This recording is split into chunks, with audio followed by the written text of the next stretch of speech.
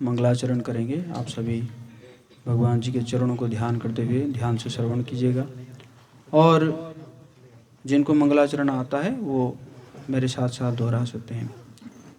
ओम ज्ञानतिमिरान्धस्य ज्ञानाञ्जनशलाकया चक्षुरुन्मिलितं येन तस्मै श्रीगुरवे नमः। श्रीचैतन्यमनोभीष्टं स्थापितं येन भूतले स्वयं रूप कदा मह्यं ददाति स्वपदान्तिकं। वन्देऽहं श्रीगुरो श्रीयुतपदकमलं श्रीगुरुन् वैष्णवांश्च श्रीरूपं साग्रजातं सहगणरघुनाथान्वितं तं सजीवं साद्वैतं सावधूतं परिजनसहितं कृष्ण चैतन्यदेवं श्रीराधाकृष्णपादान् सहगणललिता श्रीविशाखान्वितांश्च। मेरे पीछे दोहराएंगे। हे कृष्ण करुणा सिंधु दीनबंधु जगतपते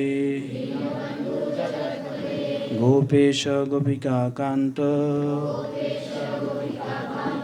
राधाकांत नमस्तुते।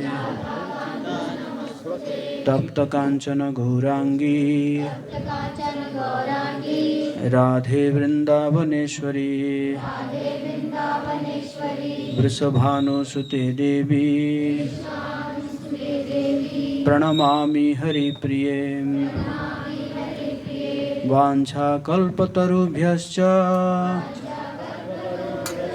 कृपा सिन्धुभ्य एव च पतितानां पावनेभ्यो वैष्णवेभ्यो नमो नमः। जय श्री कृष्ण चैतन्य प्रभु नित्यानंद श्री अद्वैत गदाधर श्रीवासादि गौर भक्त वृंद। हरे कृष्णा कृष्णा कृष्णा हरे हरे हरे राम राम राम हरे हरे। नमो ओम विष्णुपादाय कृष्ण पृष्ठाय भूतले श्रीमते भक्तिवेदांत स्वामिनिति नामिने। नमस्ते सरस्वती देवे गौरवाणी प्रचारिणे निर्विशेष शून्यवादी पाश्चात्य देश तारिणे।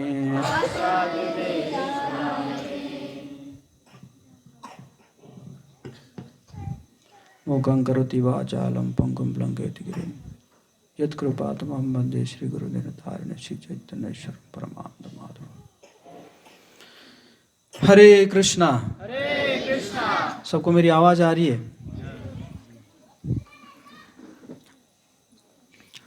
तो बहुत अच्छा लग रहा है।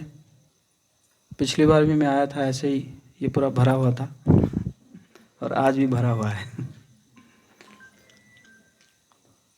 तो आज बहुत ही पावन दिवस है। आज है श्रीमती राधारानी का आविर्भाव दिवस, राधाष्टमी महामहोत्सव। बोले राधाष्टमी महामहोत्सव की जय, श्रीमती राधारानी की जय। तो श्रीमती राधारानी का जो तत्व है बहुत गूढ़ तत्व है। ब्रह्मा जी कई बिलियन साल तक भी उनका उम्र है। 340 बिलियन 300 बिलियन 40 मिलियन ईयर्स ऐसे करके उनका उम्र है हमारे हिसाब से। वैसे तो ब्रह्मलोक में 100 साल है। तो इतना साल तपस्या करने के बावजूद भी वो श्रीमती राधारानी को समझ नहीं पाते, श्रीमती राधारानी के तत्व को। और शिवजी भी प्रयास करते हैं आप जानते होंगे कि राधा कृपाक्ष कटाक्ष है, तो वो जो है शिव जी लिखे हैं राधा रानी के गुणगान में। हम दूसरे के बाद क्या करें कहे, इवन भगवान कृष्ण भी कई बार समझ नहीं पाते हैं श्रीमती राधा रानी को। तो श्रीमती राधा रानी वो इसी प्रकार है, श्रीमती राधा रानी और कृष्ण वो इस प्रकार है जैसे ये हैलोजन लाइट है, मतलब ये इसके अंदर ट्यूब है और ट्यूब के साथ लाइट है। तो हम यह नहीं कह सकते कि नहीं ट्यूब जलेगा लेकिन अंधेरा चाहिए, ऐसा हो सकता है क्या? हो सकता है ऐसे कि हम लाइट वाला को बोलेंगे लाइट वाला है क्या यहाँ पे, हम कहेंगे भाई हैलोजन जलेगा लेकिन लाइट नहीं होना चाहिए, अंधेरा होना चाहिए, ऐसा हो सकता है क्या? नहीं हो सकता ना। तो उसी प्रकार है, भगवान कृष्ण है शक्तिमान और श्रीमती राधा रानी है शक्ति। तो एक दूसरे को अलग नहीं किया जा सकता।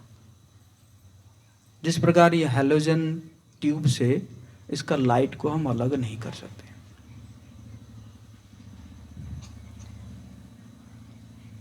वैसे देखा जाए तो एक ही आत्मा है,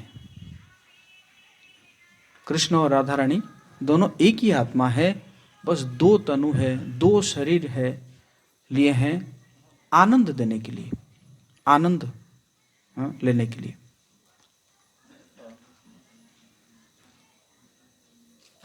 तो श्रीमती राधा रानी का जो जन्म है वो एक कल्प में बरसाना में हुआ था और एक कल्प में रावल में हुआ था। तो इसलिए वहां पे जो है रावल वाले कहते हैं कि राधा रानी का जन्म यहाँ हुआ है, और बरसाना वाले कहते हैं राधा रानी का जन्म यहाँ हुआ है। तो दोनों सही है। क्यों? क्योंकि हर कल्प में भगवान आते हैं। तो एक कल्प में रावल में हुए थे, तो दूसरे कल्प में बरसाना में हुए थे, तो दोनों सही है। एक बार सूर्यदेव जो है भगवान जी से प्रार्थना करते हैं कि मुझे तो ऐसा कभी हो कि किशोरी जो है वो मेरी पुत्री बने। तो बहुत तपस्या किए सूर्यदेव, तो फिर भगवान प्रसन्न हुए और बोले ऐसा ही होगा।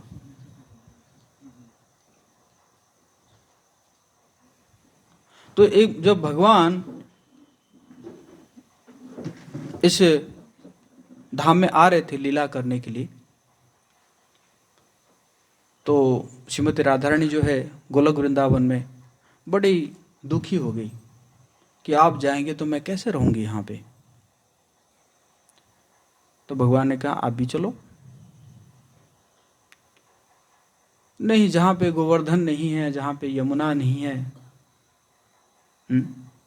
तो वहाँ पे मेरा मन नहीं लगेगा। भगवान ने कहा कोई बात नहीं, वो मैं वहीं पे प्रकट कर दूंगा। तो फिर वो क्या किए, गोवर्धन जो है, गोवर्धन, यमुना जी और वृंदावन तीनों को प्रकट किए। तो ये जो महाभानु एक थे जिनका 5 पुत्र हुए, चंद्रभानु, रत्नभानु, वृषभानु। चंद्रभानु की पुत्री हुई चंद्रावली और वृषभानु की पुत्री हुई श्रीमती राधा रानी। तो इस प्रकार 5 पुत्र थे। और वृषभानु की जो विवाह हुआ था वो कीर्तिदा से हुआ था।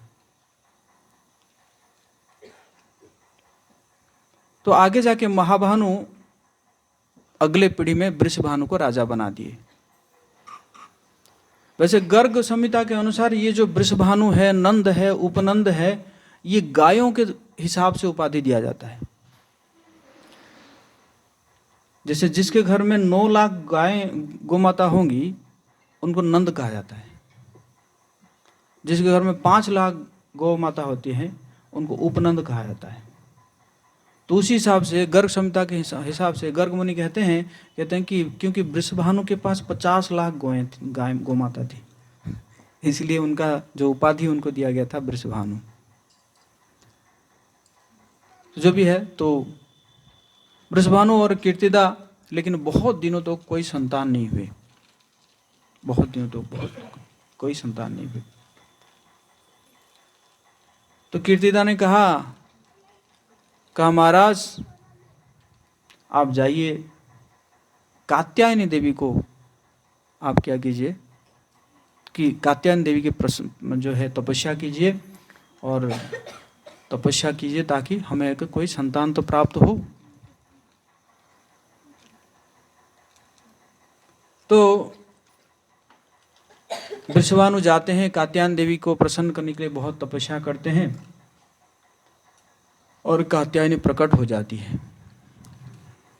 लेकिन आप बोले कि आपने तपस्या तो किया है, लेकिन आपको हरि का नाम लेना पड़ेगा, तभी जाके आगे कोई संतान प्रकट होंगे। तो इसलिए आप जो है हरि का नाम लीजिए, बोलिए हरे कृष्णा कृष्णा कृष्णा हरे हरे, हरे राम राम राम हरे। तो वृषभानु आते हैं और आके क्या करते हैं, हरि का नाम लेने लगते हैं। और एक दिन जो है वो गए हुए थे नदी में, देखे कि एक कमल के ऊपर एक छोटी सी बच्ची लेटी हुई है, बहुत सुंदर थी बच्ची। तो उन्होंने क्या किए, उसको लेकर आ गए, घर में लेकर आ गए। बोले शायद यही कात्यायनी देवी की आशीर्वाद है। बच्ची बहुत सुंदर थी, बहुत सुंदर थी। पौर्णमासी आती है, आके कहती है कि ये तो आदि लक्ष्मी है, अरे इनकी चरणों को तो पूजा प्राप्त करने के लिए ब्रह्मा शिव तक भी तपस्या करते रहते हैं, वही प्रकट हुई है आपके घर में, क्योंकि बहुत सुंदर थी, बहुत सुंदर थी। लेकिन समस्या क्या था, आंखें बंद थी, आंखें नहीं खोल रही थी। तो वृषभानु और कीर्तिदा कहते हैं कि बात तो सही है, बहुत सुंदर तो है, लेकिन क्या करे, तो अंधी होके जन्म हुई है, आंखें तो खुल ही नहीं रही है। तो कैसे कैसे करके नंद बाबा के घर में समाचार पहुंचा, और वहां पे नंदलाल ऑलरेडी प्रकट हो चुके थे। तो यशोदा माता ने क्या किए, उनको लेकर आ गए, नंद जो है कान्हा को लेकर आए देखने के लिए कि, और क्या है कि इतना मतलब इतना प्रचार हो गया कि इतने सुंदर बच्ची है, इतने सुंदर बच्ची है, कभी कोई देखा भी नहीं है। हालांकि बच्ची जो आंखें नहीं खुल रही थी, फिर भी लोग जो है भीड़ लगा रहे थे देखने के लिए। तो क्या हुआ कि कान्हा को लेकर यशोदा माता आई, और वृषभानु और कीर्तिदा कह ही रहे हैं क्या करे, बच्ची तो बहुत सुंदर है, लेकिन पता नहीं आंखें नहीं खोल रही है। तो कान्हा जो है लाला गए, धीरे धीरे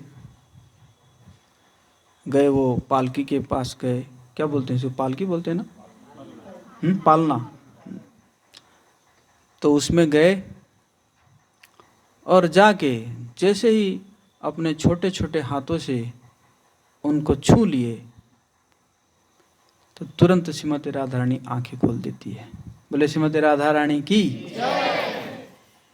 क्यों? क्योंकि पहले से कंडीशन करके आई थी ऊपर से, बोले आंखें खोलूंगी तो आपको ही देखूंगी, और किसी को नहीं दिखना मुझे।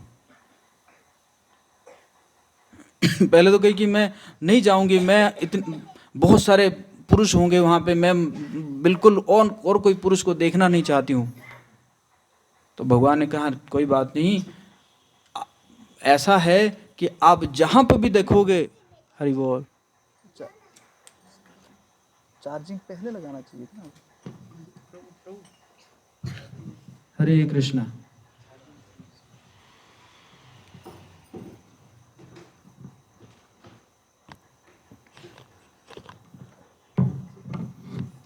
हरे कृष्ण। आवाज आ रही है?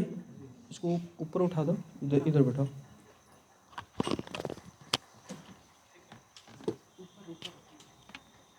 लग गया, आ गया। हरे कृष्ण।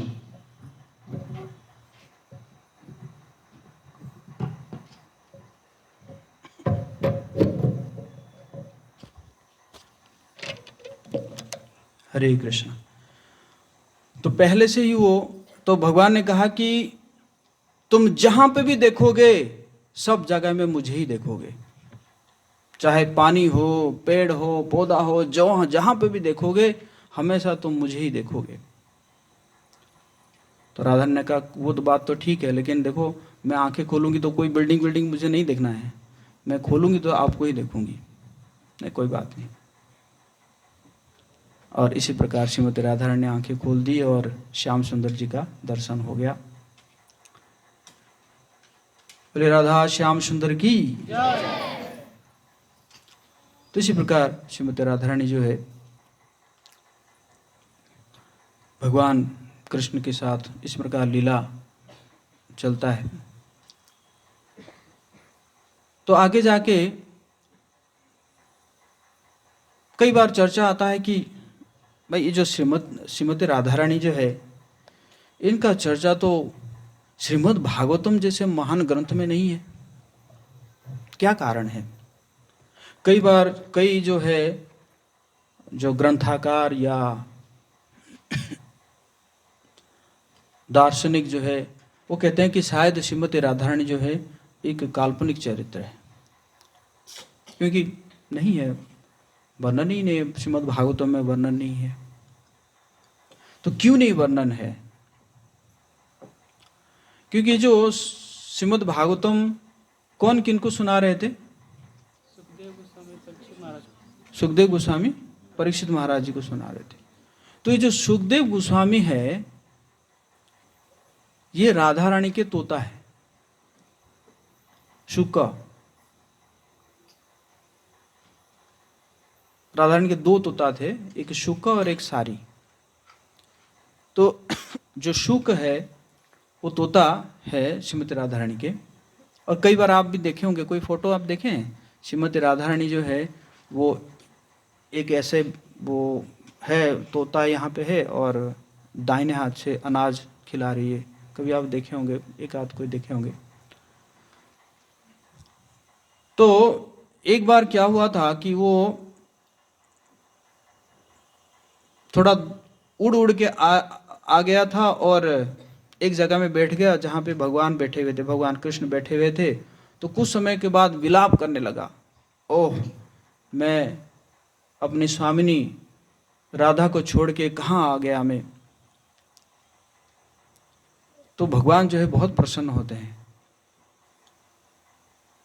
कहते हैं कि आप थोड़ा सा भी विरह सहन नहीं कर पाते राधा रानी से, राधा से, मैं आपको आशीर्वाद देता हूं, आप पृथ्वी लोक में जाओगे और जाके क्या करोगे? भक्ति का प्रचार करोगे, शुद्ध भक्ति का प्रचार करोगे।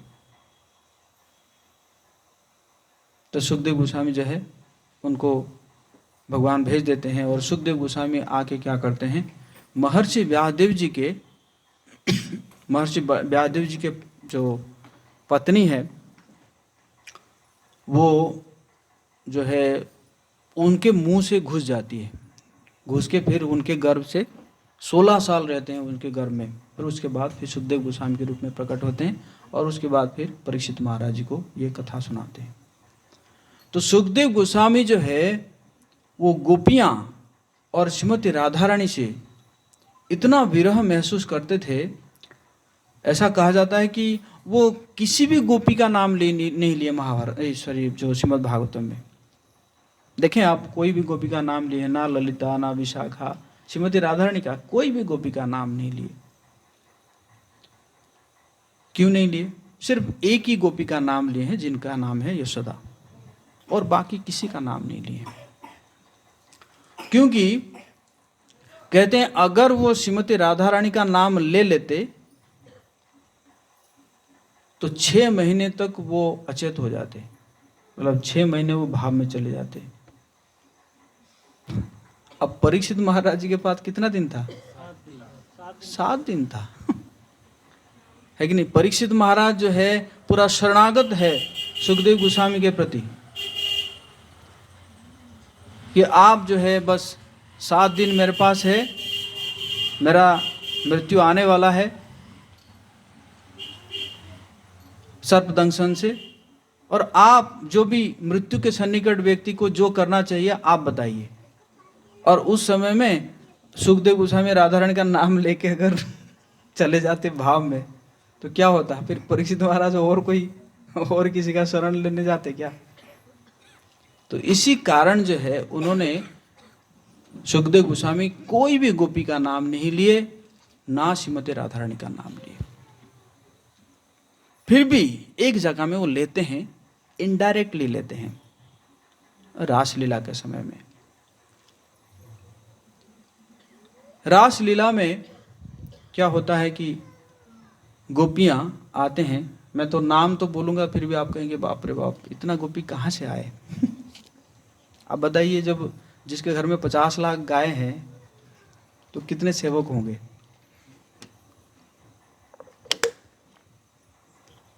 है ना? ये सब मतलब अचिंत्य है। नंद बाबा के घर में 9 लाख है और उनके भाइयों के पास और भी है, वृषभानु के पास 50 लाख है। तो इसका मतलब समझ रहे हैं ना कितना बड़ी आबादी होगी उस समय। तो ऐसे कहते हैं कि गोपियों का संख्या था 10,000 करोड़। कितना था? 10,000 करोड़। अचिंत्य है। आप कोई कहेगा ऐसा कैसे हो सकता है, लेकिन ऐसा है। तो 10,000 करोड़ गोपियां आई है, सब कुछ छोड़ के आधी रात को, कोई अपने पति को छोड़ के, कोई अपने बच्चे को छोड़ के, भगवान ने बांसुरी बजाए और आ गए। और तो भगवान अब 10,000 करोड़ है तो फिर भगवान भी अपने आप को विस्तार करते हैं, सबके साथ 10,000 करोड़ ही हो जाते हैं और रासलीला चल रहा है। तो यहाँ पे दो चीज हुआ। एक तो गोपियों के मन में, जो अलग गोपियां थी उनके मन में आया अहंकार। ये अहंकार भी एक प्रेम का स्वरूप है। और श्रीमती राधा रानी में आया मान। अलग गोपियां सोची अरे वाह आज क्या बात है, आज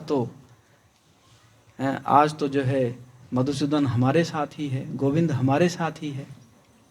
मतलब उनको नहीं पता कि और किसी के साथ है कि नहीं है। उनको पता है सिर्फ गोविंद सिर्फ मेरे साथ ही है, इसलिए उनके अंदर आया अहंकार। श्रीमती राधा रानी सोची कि अरे आज तो ये जो मेरे साथ कर रहे हैं वही सबके साथ कर रहे हैं, तो मेरा क्या विशेष रहा फिर। तो उनके अंदर आया मान। तो इसी कारण राधा रानी वहां से रूठ के चली जाती है रासलीला से। और जैसे राधा रानी चली जाती है तो भगवान जो है वो 10,000 करोड़ों गोपियों को छोड़ के उनके साथ चले जाते हैं। इसका मतलब आप समझ रहे हैं राधा रानी का क्या महत्व है। जो 10,000 करोड़ गोपियों को छोड़ के अगर भगवान चले जाते हैं, इसका मतलब इनका समझ जाइए कि राधा रानी का क्या महत्व है। आगे जाते हैं तो निकुंज में जाते हैं और यहाँ पे तो गोपियाँ विलाप करती रहती है। तो आगे जाते हैं तो राधा रानी जो है अपना श्रृंगार भी करवाती है भगवान जी से। और एक समय में कहती है कि मैं चल नहीं पा रही हूँ, आपको जो ना मुझे उठा के लेकर जाना पड़ेगा। तो भगवान भी जो उनको उठा के लेके जाते हैं। और कुछ समय के बाद फिर जो है भगवान क्या करते हैं, वहां से भी राधा रानी के पास से भी अप्रकट हो जाते हैं। तो यहाँ पे तो गोपियां जो है विलाप करते करते फिर देखे कि 4 चरण है, मतलब 2 तो मेल का और 2 जो है फीमेल का। तो सोचे कि कोई तो है जो कि हमारे गोविंद को जो है लेकर गई है। तो ऐसे करते करते जाते हैं, तो फिर एक जगह में देखते हैं कि ये तो सिर्फ 2 ही चरण है। तो फिर समझ जाते हैं कि जो है गोविंद ने क्या किए हैं, उसको उठा लिए हैं। तो फिर कहते बाप रे, ऐसा कैसे हुआ। तो फिर ललिता वहां पे समझाती है, ललिता वहां पे समझाती है कि जरूर उसने गोविंद को अच्छे से सेवा की होगी, अच्छे से आराधना की होगी, हमसे भी ज्यादा।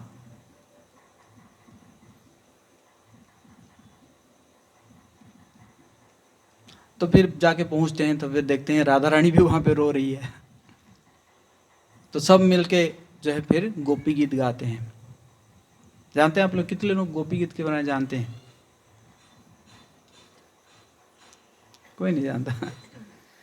गोपी गीत गाते हैं, तो उसके बाद फिर भगवान फिर प्रकट होते हैं। बहुत सुंदर गीत है जो गोपियां ने गाई थी। तो इसी प्रकार जो है श्रीमती राधा रानी का महत्व है।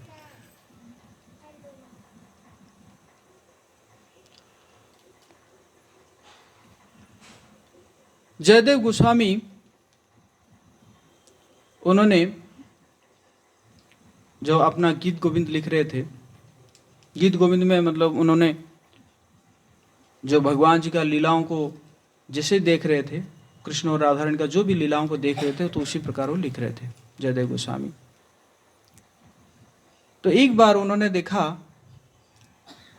कि राधा रानी इतनी मान कर रही है, इतने मान कर रही है, कृष्ण जो है हार गए उनको मनाते मनाते। तो आखिर में कृष्ण क्या करते हैं, श्रीमती राधा रानी का चरणों को से धूल लेकर अपने माथे पे लगाते हैं, या राधा रानी का चरणों को जो है अपने माथे पे लगा देते हैं। तो जयदेव गोस्वामी कहे कि ये कैसे लिखूं मैं। जो स्वयं भगवान है, परम पुरुषोत्तम भगवान है, वो ऐसा कैसे कर सकते हैं। मतलब कर सकते हैं, लेकिन मैं लिखूंगा तो लोग मुझे क्या कहेंगे, कैसा थोड़ी होता है। तो लिख नहीं पाए वो। ना लिख के उन्होंने क्या किए कि पद्मावती उनकी पत्नी थी, बोले पद्मावती मैं जा रहा हूं स्नान करने, तुम प्रसाद का व्यवस्था करो। तो तुरंत कुछ समय में वापस आ गए। बोले पद्मावती का आप इतनी जल्दी कैसे स्नान करके आ गए? नहीं मुझे ना वो कुछ लिखना है, तुम वो लाना, जो मैं लिख रहा था लाओ। तो वो लेकर आती है और फिर कुछ लिख देते हैं, और लिख के कहते हैं कि ठीक है प्रसाद व्यवस्था करो। तो बैठ जाते हैं, तो पद्मावती प्रसाद देती है, प्रसाद खाते हैं। उसके बाद फिर पद्मावती शैया लगा देती है, तो वहाँ पे लेटते हैं, और पद्मावती जो उच्चिष्ट है उसको खाने लगती है। और खाते खाते देखती है कि एक और जयदेव गोस्वामी आ जाते हैं। तो जयदेव गोस्वामी सोचते हैं कि शायद इसको आज ज़्यादा भूख लगी है, इसलिए मेरे से पहले खा रही है। बोले कोई बात नहीं नहीं स्वामी, आप तो खा चुके, आप तो अभी तो आराम कर रहे थे। नहीं मैं तो अभी आया हूं। नहीं आप तो आए, बैठे यहाँ पे, खाए, और आप बोले कि वहाँ पे मैं लिखना चाहता हूँ, मैंने आपको दिया। तो बोले लाओ। तो लाए, तो देखे जो वो लिखने के लिए उनको ना मतलब कंफ्यूज हो रहे थे, लिखेंगे कि नहीं लिखेंगे, वो ऑलरेडी लिखा जा चुका है, दही पद पल्लव मुदारम। तो समझ गए, तो कृष्ण जो है खुद आके लिख के गए हैं कि भाई ये सत्य है और इस सत्य को लिखना होगा। तो फिर जयदेव गोस्वामी कहे कि आप बहुत भाग्यशाली है, आप हैं कृष्ण जो है, आपसे सेवा लिए हैं, आपसे भोजन ग्रहण किए हैं, आप बहुत भाग्यशाली हैं। पद्मावती कुछ समझ नहीं पा रही है। तो इस प्रकार जो है क्या है कि राधा रानी का महत्व तो आजकल जो है, आजकल क्या मतलब लोग नहीं जानते हैं, इसलिए राधा रानी को एक बहुत ही चीप गर्ल समझते हैं। जैसे आजकल भी विशेष जो मूवी हुई आ रहा है या आपको जो सीरियल वगैरह आता है, कितना चीप दिखा देते हैं राधा रानी को, है ना। बट राधा रानी का क्या महत्व है। हमारे श्री सनातन गोस्वामी पाद उन्होंने एक जो है मतलब बृहद भागवतामृत लिखा गया है। जब सुखदेव गोस्वामी 7 दिन 7 रातें परीक्षित महाराज जी को भागवतम सुनाए, और भागवतम सुनाने के बाद क्या हुआ कि अब उनका अंतिम समय आ रहा है। तो परीक्षित महाराज जी के माता उत्तरा माता आके कहती है कि पुत्र तुम तो अभी जाने वाले हो, तो तुमने जो 7 दिन जो कथा सुने हैं तो वो 7 दिन 7 रातें मैं तो सुन नहीं पाई, तो तुम इसको क्या करो, एक सारांश के रूप में एक एसेंस जो है मुझे दे के जाओ। फिर वो जो परीक्षित महाराज जो सारांश देते हैं उसको लिखा गया है बृहद भागवतामृत में। उसमें जो पहला खंड में ऐसा लिखा हुआ है कि वो बताते हैं कि कैसे नारद मुनि और कुछ जो संत प्रयाग में बैठे हुए थे। बिंदु माधव है प्रयाग में, वहां बैठे हुए थे और एक दूसरे का गुणगान कर रहे थे कि आप उच्च कोटि के भक्त है, आपको ही कृष्ण का सबसे बड़ा कृपा प्राप्त हुआ है। और ऐसे करते करते वहां पे नारद मुनि भी थे।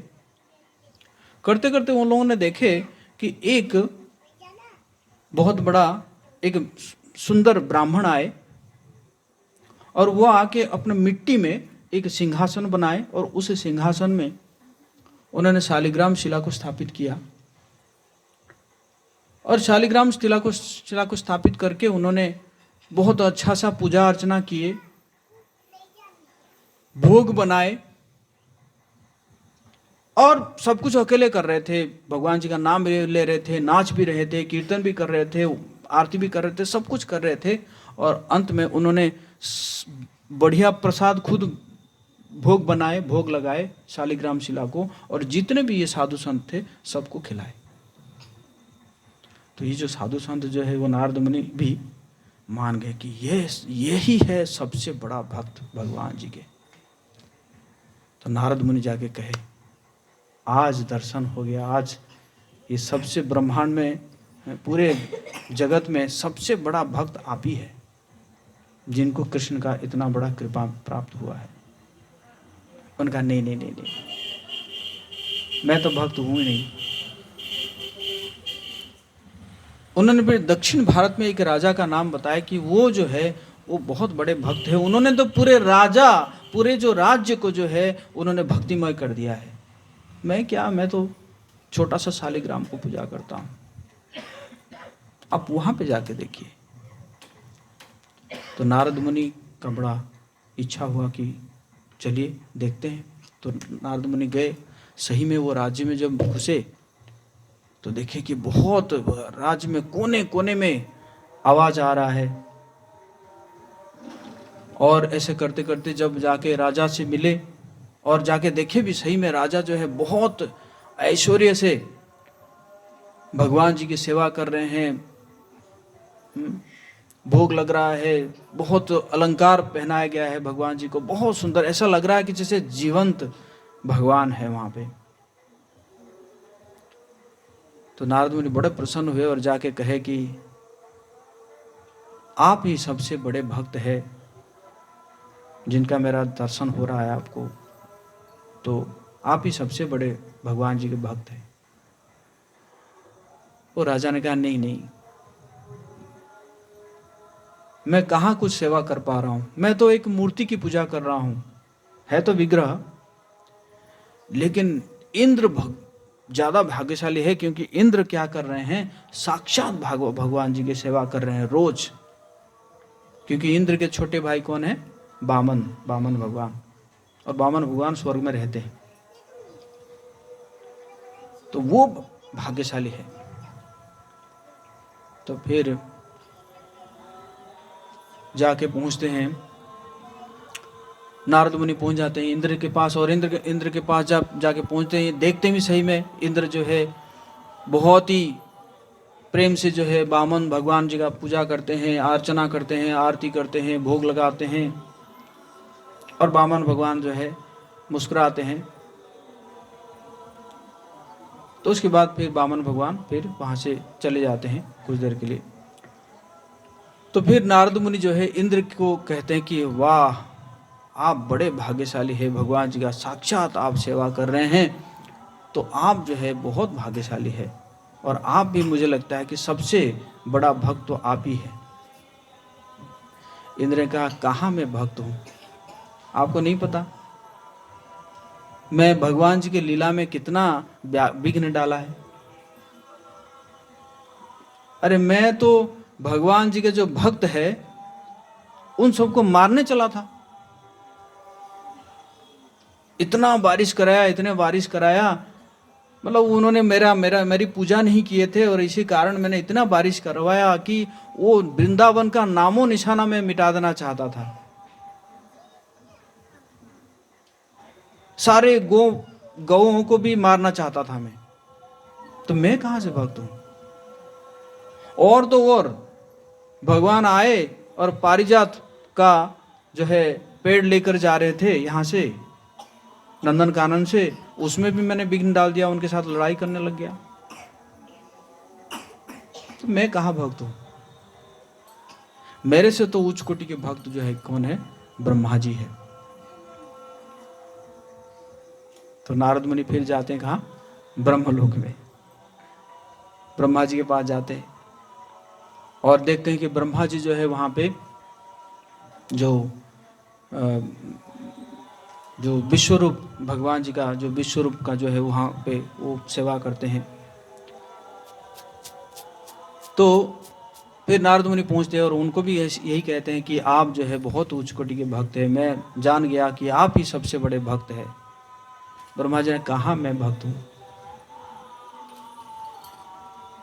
अरे भगवान जी को खुद मैंने बुलाया इस संसार में, और फिर जाके उनको चेक करने के लिए उनके बछड़े, उनके जो है क्या बोलते हैं, उनके गोप बालक सबको मैंने एक बार चुरा लिया, जिसके कारण जो 1 साल तक मैंने चोरी करके रखा, और इसमें भगवान जी को क्या करना पड़ा, अपने को विस्तार करके सारे बछड़ा बनना पड़ा। वृंदावन में जितने बछड़े और जितने गोप बालक, जिसको ब्रह्म विमोहन लीला भी कहते हैं,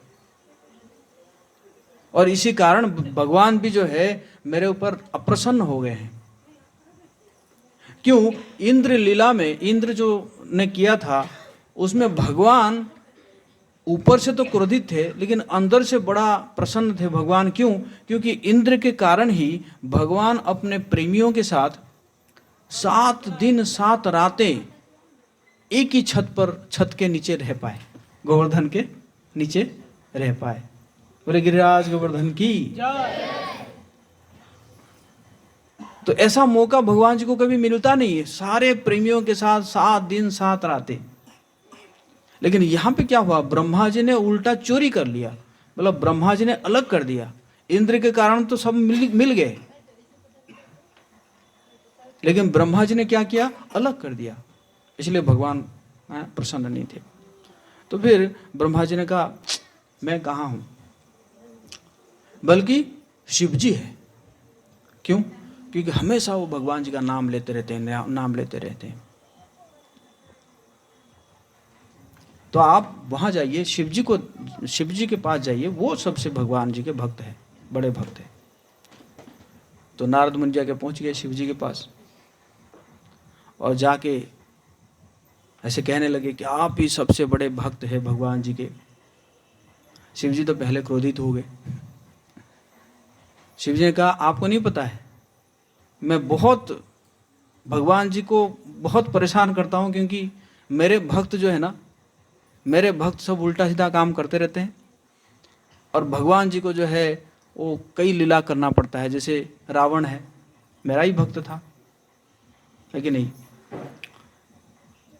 और तो और कई बार जो है, एक बार तो मैं भगवान जी के साथ लड़ाई करने के लिए चला गया। बाणासुर एक भक्त था शिव जी का, और उसको जब भगवान गए मारने के लिए तो वो जो है शरण ले लिया भगवान शिव जी का। तो शिव जी और भगवान कृष्ण के बीच में लड़ाई हुआ, उसमें शिव जी हार गए। तो इसी प्रकार शिव जी कहते हैं कि कहाँ है, मैं भी तो मैं तो ऐसे ही विघ्न डालता रहता हूँ भगवान जी के लीला में, है ना। तो मेरे से तो बड़ा भक्त कौन है, प्रहलाद है। बोले प्रहलाद महाराज की, जो कि इतना स्मरण करते हैं, इतना स्मरण करते हैं भगवान जी का। तो फिर नारद मुनि जाके प्रहलाद महाराज जी के पास पहुंचते हैं, उनको भी कहते हैं कि आप जो है सबसे बड़े भक्त हो। प्रहलाद महाराज के कहाँ है, वो तो मुझे बचाने के लिए भगवान आ गए थे मेरे पास, लेकिन कहाँ रहे, थोड़ी सी देर तो रहे, अपने मेरे पिताजी को मारे और थोड़ा सा उपदेश दिए, आशीर्वाद दे के चले गए। अगर मैं बड़ा भक्त होता तो मेरे साथ रहते ना। नहीं, मैं बड़ा भक्त नहीं हूं, बल्कि मेरे से बड़ा भक्त कौन है, हनुमान जी है। बोले हनुमान जी की,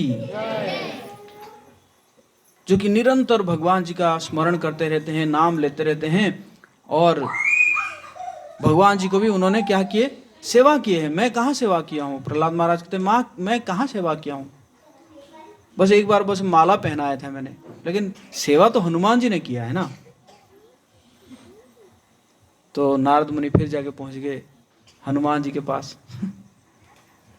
तो हनुमान जी को कहने लगे कि आप बड़े भक्त हैं, सबसे बड़े भक्त हैं, आपने कितना सेवा किया भगवान राम जी का। तो हनुमान जी कहा हाँ सेवा तो किया हूँ, लेकिन मैं अगर भक्त होता तो भगवान राम सबको लेकर गए और मुझे छोड़ के चले गए। अयोध्या से सभी को लेकर गए ना सरयू नदी में घुसकर, लेकिन मुझे छोड़ के चले गए। मुझे भी लेकर जाते हैं ना। तो इसलिए हम, मेरे से बड़ा भक्त कौन है, पांडव है,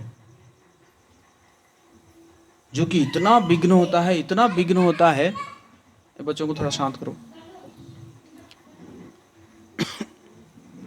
इतने विघ्न के बावजूद भी वो कभी भी भगवान जी को नहीं छोड़ते हैं। चाहे द्रौपदी का वस्त्र हरण हो जाए, चाहे वनवास हो जाए, अज्ञातवास हो जाए, लाक्षागृह वो हो जाए, भीम जी को जहर पिला दिए, 64 में कपट किए, कुछ भी हो जाए, वो कभी भी भगवान जी को नहीं छोड़े।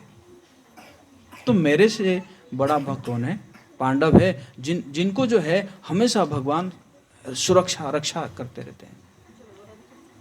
तो फिर नारद मुनि जाके किनके पास पहुंचते हैं, पांडवों के पास पहुंचते हैं, और पांडवों को भी सेम बताते हैं। पांडव ने कहा कि हमारे साथ भगवान कहाँ रहते हैं, वो तो कुछ ही दिन के लिए रहते हैं, लेकिन ज्यादातर तो भगवान रहते हैं कहाँ पे, यदु यादवों के साथ रहते हैं। तो सबसे ज्यादा कृपा तो उनके ऊपर है ना। तो फिर जो है नारद मुनि जाके यादवों के पास पहुंचते हैं कि आप बड़े भक्त हैं, हमेशा भगवान जी का दर्शन करते रहते हैं। तो यादव ने कहा वो बात तो ठीक है, लेकिन हमसे भी ज्यादा भाग्यशाली कौन है, उद्धव है। क्यों, कि वो हमेशा उन्हीं के साथ रहता है और उन्हीं का उच्चिष्ट खा लेता है, उन्हीं का कपड़ा पहन लेता है,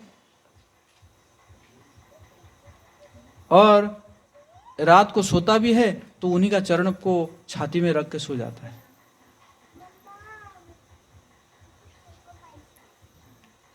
तो फिर जब जाके नारद मुनि उद्धव जी से मिलने के लिए जब जाते हैं तो वहां पे क्या होता है, वहां पे अलग स्थिति है। उद्धव भी है, बलराम जी बैठे हुए हैं, सत्यभामा है, रुक्मिणी है, इवन वहां पे वो भी बैठी हुई थी, ये कंस की माँ, उसका नाम भी पद्मावती था, वो भी बैठी हुई थी। तो सब बैठे हुए हैं और वहाँ पे चर्चा चल रहा है कि भगवान अभी उठे नहीं हैं। सुबह हो चुका है, 8-9 बज चुका है, लेकिन भगवान उठे नहीं हैं। क्यों नहीं उठे हैं, उसी के बारे में चर्चा चल रहा है कि कल रात को भगवान जो है क्या कर रहे थे, स्मरण कर रहे थे ब्रज का, ब्रजवासियों का स्मरण कर रहे थे। नंद बाबा, यशोदा, उनके बारे में स्मरण कर रहे थे। तो वहाँ से फिर चर्चा से, ये तो चर्चा और भी ज़्यादा है तो मैं थोड़ा सा शॉर्ट कर रहा हूँ, कि उस चर्चा से नारद जी को पता चलता है कि उद्धव जो है ब्रजवासियों को बेहतर मान रहे हैं, और ब्रजवासियों में भी और ज़्यादा प्रिय है गोपियाँ, और सारे गोपियों में से सबसे प्रिय है भगवान जी का श्रीमती राधा रानी। बोले श्रीमती राधा रानी की। तो भगवान कृष्ण के सबसे प्रिय भक्त जो है नारद मुनि को कंक्लूजन मिला कौन, श्रीमती राधा रानी। तो इसी प्रकार श्रीमती राधा रानी का चरित्र है। राधा रानी के वैसे 25 दिव्य गुण हैं, ऐसे लिखा गया है। राधा रानी के 25 दिव्य गुण हैं और भगवान कृष्ण के 64 दिव्य गुण हैं। कितना? 64। लेकिन वो जो 25 दिव्य गुण में जो 25वां दिव्य गुण है वो है शी ऑलवेज कंट्रोल्स कृष्णा। हमेशा वो क्या करती है? कृष्ण कंट्रोल। तो उसी से, उसी एक गुण से ये 64 गुण जो है ना वो हल्का पड़ जाते हैं। चाहे 64 हो या 640 हो या 64,000 हो, तो एक गुण जो है वो जो श्रीमती राधा रानी का, शी ऑलवेज कंट्रोल्स कृष्णा, तो उसी से जो ये सारे 64 गुण जो है वो 25 गुण के पास भी क्या हो जाता है, 25 गुण जो है 64 गुण से भारी पड़ जाता है ना। तो इसी प्रकार श्रीमती राधा रानी के बहुत दिव्य चरित्र है।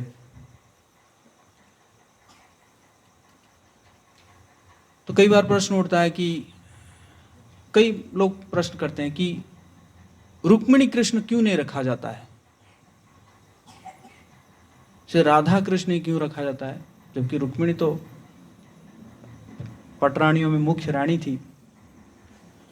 तो उसमें आचार्य लोग कहते हैं कि श्रीमती राधा रानी जो भगवान जी के प्रियतमा बनने के लिए जो कुछ त्याग की है वो त्याग और कोई किसी ने नहीं किया है। रुक्मिणी तो लेटर लिखी ना, लेटर लिखी कि तुम आके मुझे ले जाओ, लेकिन श्रीमती राधा रानी कभी ऐसा लेटर नहीं लिखी थी कि तुम आके मुझे ले जाओ। तो भगवान गए और उनको लेकर आए। या सीता माता को प्राप्त करने के लिए भगवान राम जी को वो धनुष तोड़ना पड़ा। मतलब हर जगह में क्या है, कंडीशन है। बट श्रीमती राधा रानी जो है वो भगवान कृष्ण के प्रेमिका बनने के लिए वो उन्होंने सब कुछ त्याग दिया। अपने पति, ससुर, सास, ननंद, लोक लज्जा, सब कुछ को सैक्रिफाइस करके जो है वो कृष्ण के पास पहुंचती थी। और इसी कारण उन्होंने जनता से सर्टिफिकेट भी करवा ली कि वो ही है भगवान के सबसे बड़े प्रियतमा। बोली श्रीमती राधा रानी की। और इसी कारण श्रीमती राधा रानी को ही भगवान कृष्ण के साथ पूजा किया जाता है, प्रेम किया जाता है।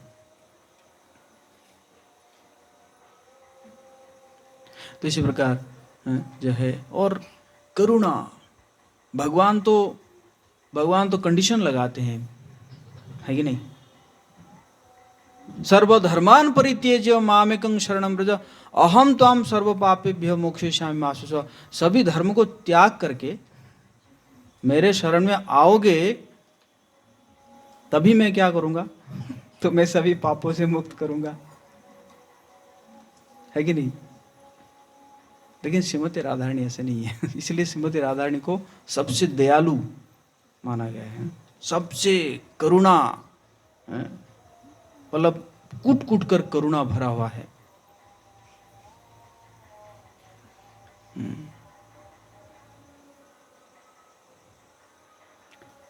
और वही श्रीमती राधारानी फिर कलयुग में आते हैं करुणा दिखाने के लिए श्रीमान चैतन्य महाप्रभु के रूप में। श्रीमान चैतन्य महाप्रभु की भगवान जो है समझ नहीं पाते हैं, ये जो श्रीमती राधारानी का जो भाव है, उनका जो उनके भगवान जी के चरणों के प्रति जो उनका जो प्रेम है श्रीमती राधारानी का, वो भगवान भी खुद समझ नहीं पाते। तो इसलिए उस रस को आस्वादन करने के लिए भगवान कृष्ण खुद श्रीमती राधारानी का भाव को लेकर प्रकट होते हैं श्रीमान चैतन्य महाप्रभु के रूप में।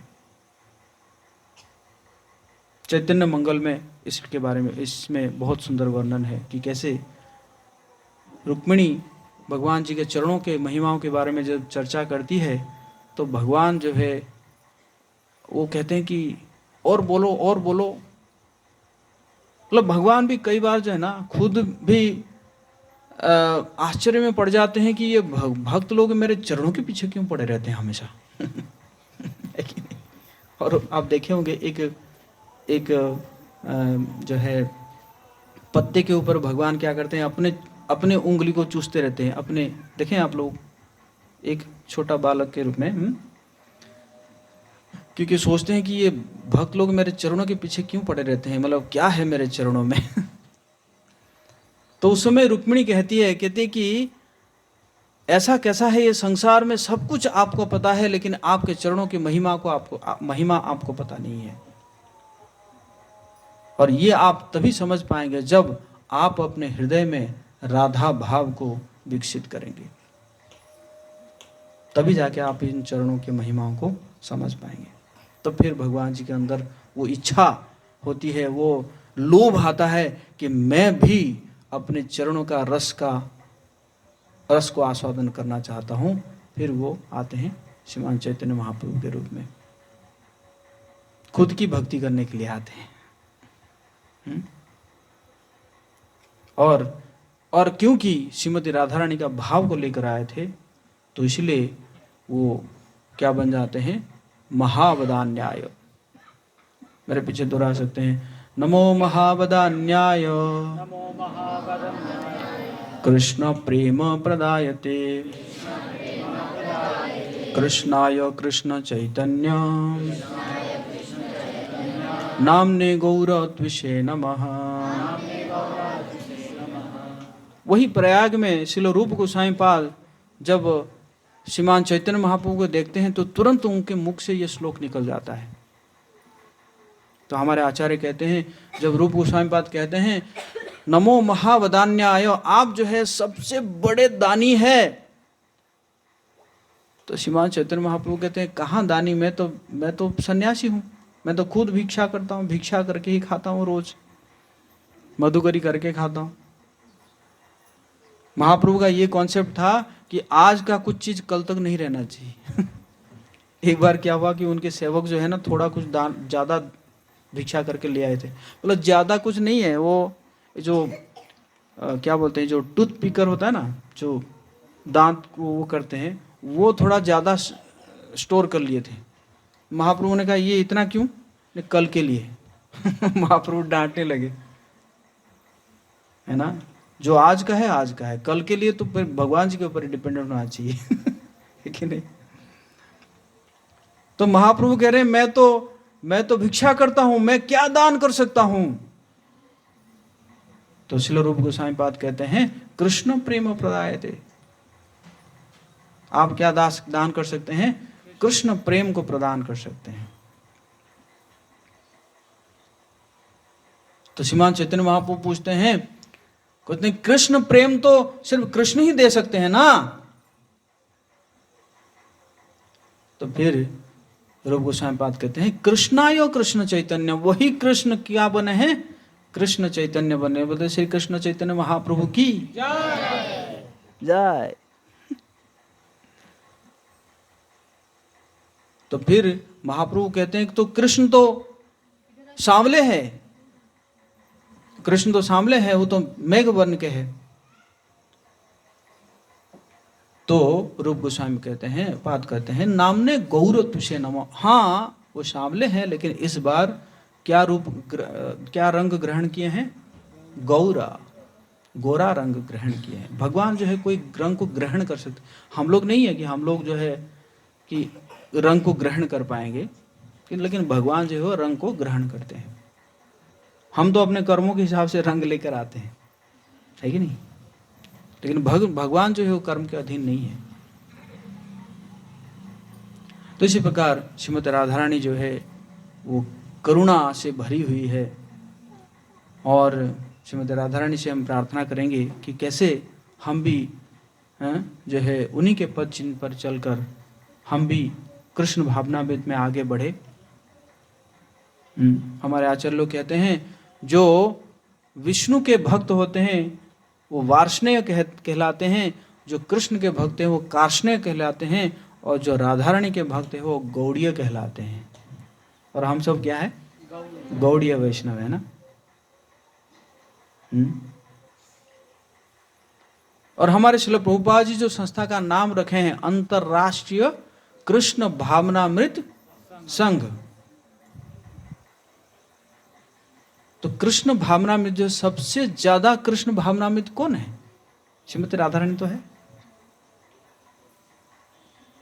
कि नहीं? श्रीमती राधा रानी ही सबसे ज्यादा क्या है? कृष्ण भावनामृत है।